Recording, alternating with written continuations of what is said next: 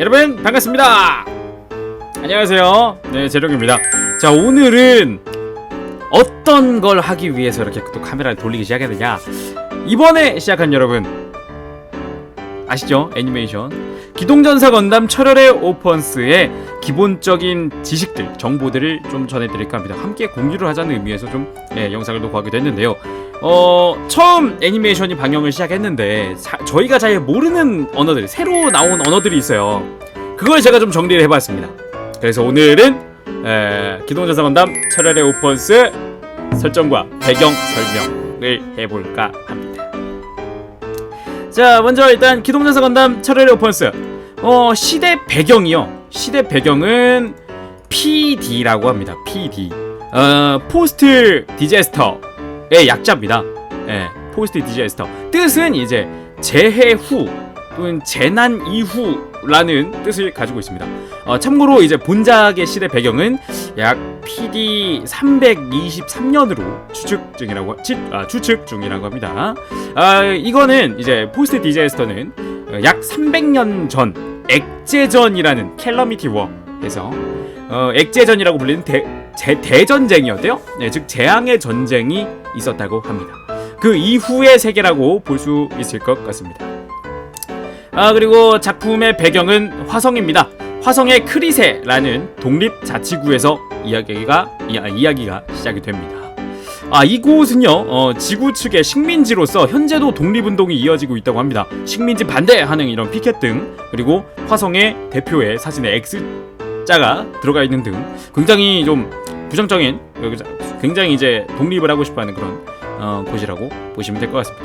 또 이 크리세 지구에는요, CGS, 즉 크리세 가드 시큐리티가 이곳에 배치되어 있습니다. 이곳에서 뭐 이제 가드 일을 하는 거죠. 이런 용병비스무리한 일을 하는 건데, 이곳의 제3반 소년병들로만 구성된 부대의 이야기를 그리고 있는 게 이 철혈의 오펀스의 특징입니다.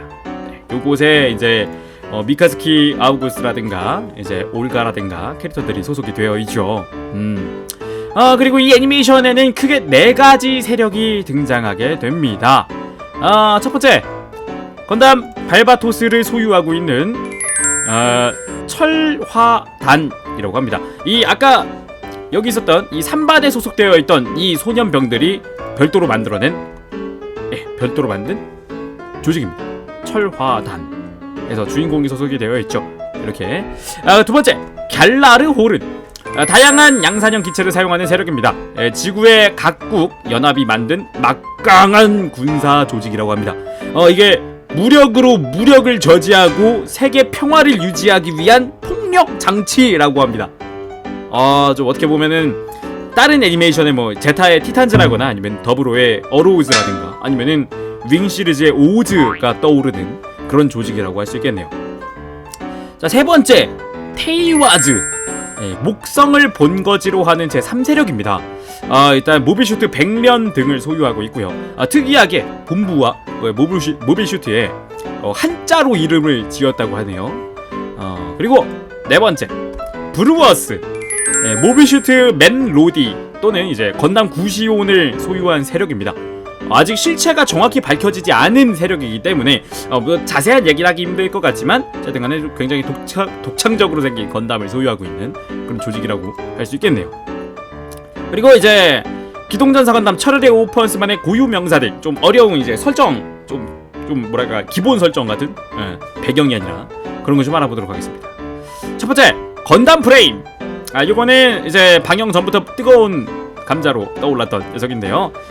약 300여 년 전에 일어났던 대전쟁이죠. 액제전 당시에 제조된 모빌슈트 프레임이라고 합니다. 총 72기의 프레임이 롤아웃이 되었고요. 에이하브 리액터를 2개 탑재해서 상당한 고출력을 낸다고 합니다. 자, 그리고 에이하브 리액터, 일단 1화에서는 건담 발바토스가 발전기로 사용이 되고 있었죠. 그래서 건담 프레임 이외에도 다른 모빌슈트에 다 탑재되어 있는 동력로라고 합니다. 일단 300년간 묻혀있던, 거의 약 300년간 묻혀있었던 발바토스를 파헤쳐서 발전기를 돌릴 정도로 수명이 길고요. 내구성도 엄청나다고 할 수 있겠습니다.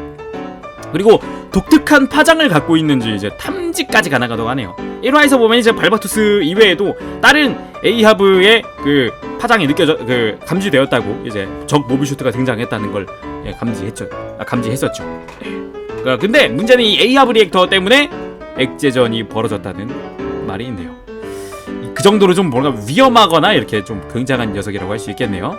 그리고 또 하나 있습니다. 사진은 없는데 이제 에이하브 입자라는 게 있습니다. 건담에서 절대 빠지지 않는 것 중 하나가 입자죠. 예.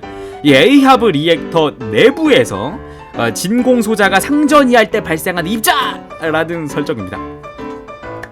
어려워지죠? 어쨌든 간에 이 입자를 사용하면요, 관성 제어가 가능하다고 합니다. 그 관성 제어 정확히 간단하게 설명을 해드리겠습니다. 가속 시에 나한테 느껴진 이 압박감 있죠? 가속 시에 걸리는 G를 배제시킬 수 있는 등, 말 그대로 이제 관성으로 느낄 수 있는 모든 것을 배제시킬 수 있는 게 관성 제어입니다. 관성 제어가 가능하기 때문에 콕피트 바로 뒤에 배치가 되어 있다고 합니다. 파일럿에게 오는 그런 관성을 제어하기 위해서라고 하네요. 그러니까 다양한 곳에 활용이 가능하겠죠. 자, 그리고 마지막입니다. 중요한 거죠. 아뢰야식 시스템. 일단 구시대 맵머신 인터페이스 시스템이라고 합니다. 이것이 무엇이더냐? 바로 주인공들의 등에 박혀있는 그걸 말하고 있습니다.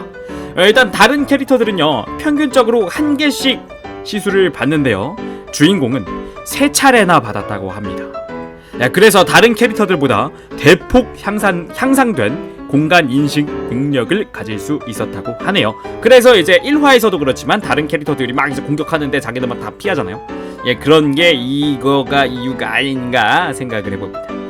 문제가 있다면요, 마취 없이 행하는 시술이라 고통이 어마어마하다고 합니다. 그래서 이제 캐릭터들이 이제 박을 때, 이게 시술을 받을 때 비명을 안 질렀다 그래가지고 좀 이제 신기했다는 그런 대사도 있었죠. 그런 장면도 있었어요. 그 정도로 이제 고통이 어마어마하다고 볼 수 있겠습니다.